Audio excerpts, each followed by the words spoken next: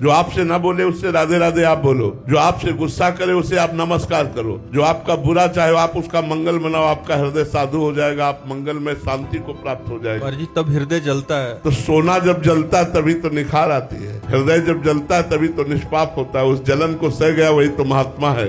काम आया, क्रोध आया, ईर्ष्या आई, द्वेष आई, इसके प्रतिकूल आचरण करने पर हृदय जलता है। उस जलन को जो संभाल गया वही महात्मा हो जाता है। जी उसको क्षमा मतलब अंदर से प्रणाम करके या सामने से तो अहम में चोट पहुंचती है। तो अहंकार ही तो नष्ट करना, अहंकार में तो काम क्रोध लोभ राग द्वेष ये रहते हैं और किसमें रहते हैं? इसी घर को तो उजाड़ना है हमको। अहंकार रूपी घर को उजाड़ दो, निर्विकार हो गए, इसी महल में रहते हैं सारे दोस्त। अंतःकरण के अहंकार में ही ये जितने विकार हैं सब रहते हैं, उसी को तो नष्ट करना है। इसीलिए सबको प्रणाम करना है। सिय राम मैं सब जग जानी, करो प्रणाम जोर जुग पानी। तभी आप निरहंकार होगे, तभी आप महान बनोगे, तभी आप हृदय में आनंदित होगे।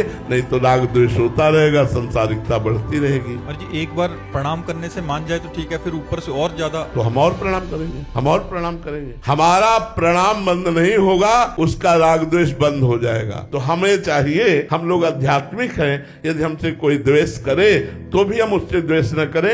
अपनी तरफ से द्वेष करना तो बनता ही नहीं है। सब में श्री भगवान विराजमान है, ये हम आध्यात्मिक उत्तर देते हैं।